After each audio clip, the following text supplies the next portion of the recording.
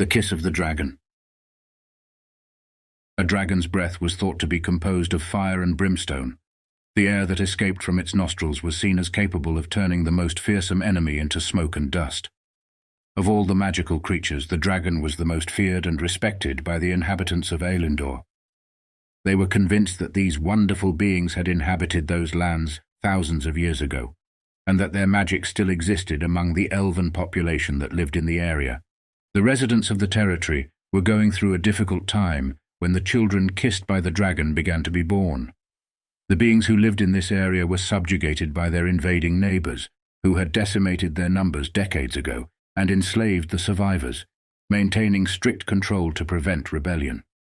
While the invaders lived in the vast green and fertile meadows, they gradually pushed local elf folk to the foot of a great mountain, whose peak was eternally snow-capped, and from which a mighty river flowed down.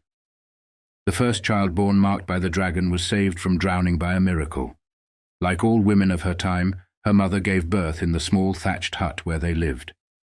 The local midwife helped the little boy enter the world, and when she saw with horror the red spot on the newborn's shoulder blade, she insisted to the mother that it was a sign from the devil, and that the child had to die.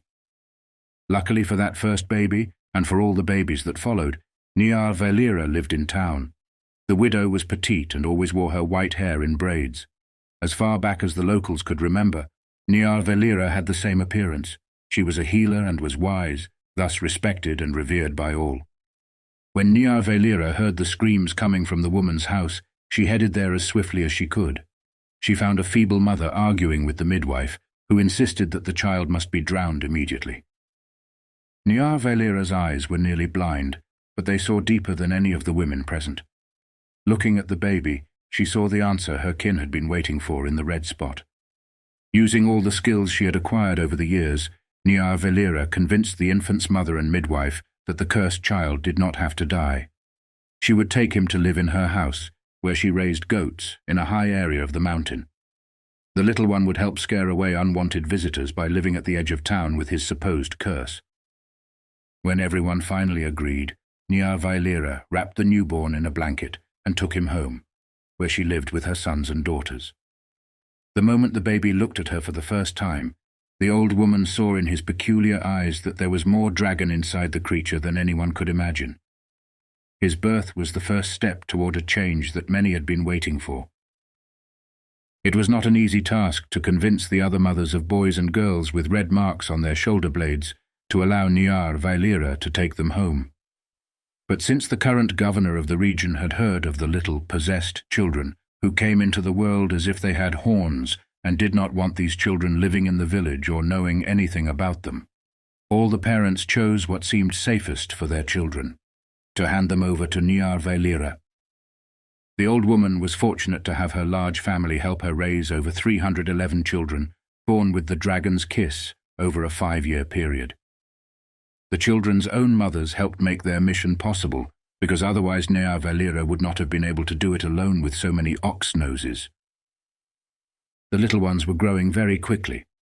Niar Valera was pleased to discover that they all had sharp dog noses and the physical predisposition to become strong and agile young elves.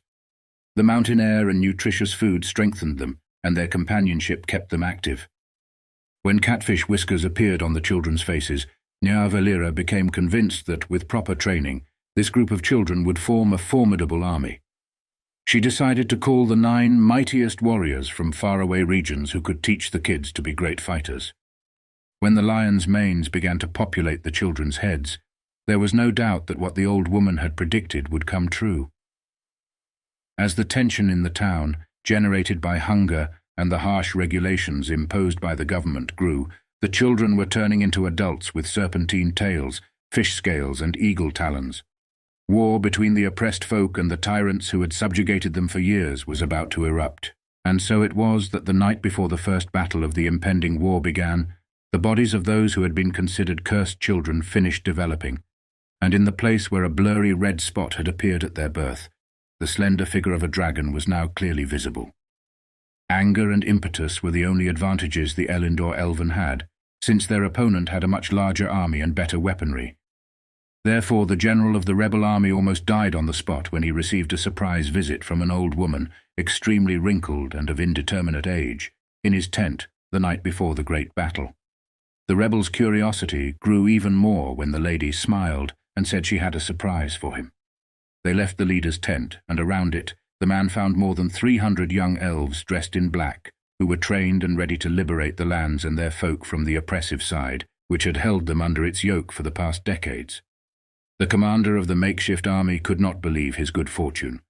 Although he had never witnessed the men and women in black in action and hadn't anticipated much of their capabilities, he recognized the value of having additional soldiers and wasn't going to refuse any assistance. Like the eve of any battle, that night no one slept. The rebel soldiers, who knew they were outnumbered, feared for their lives. The leader was glad to have more help, but the confidence was low. The dragon warriors felt the birthmark burning on their shoulders. They knew that the battle they would fight the next day was the reason they had come into the world, and to free their kin, the cause for which they had trained so passionately. The morning of the battle dawned with a red sky. Anyone would have said that this light predicted many deaths, something foreseeable in battle. Vailira knew it was something else. It was the dragon awakening. The magical creature stirred from its slumber and prepared to come to the aid of those who had been oppressed for so many years. The two armies faced each other under the reddened sky. The drum's beats signaled the imminent battle. Both sides were amazed to discover the presence of soldiers completely clad in black. The surprises were only just beginning. Since the children were babies, Vailira understood that their connection to the dragon extended beyond the mark. It was a bond forged in fire. The children learned much from the warriors who trained them.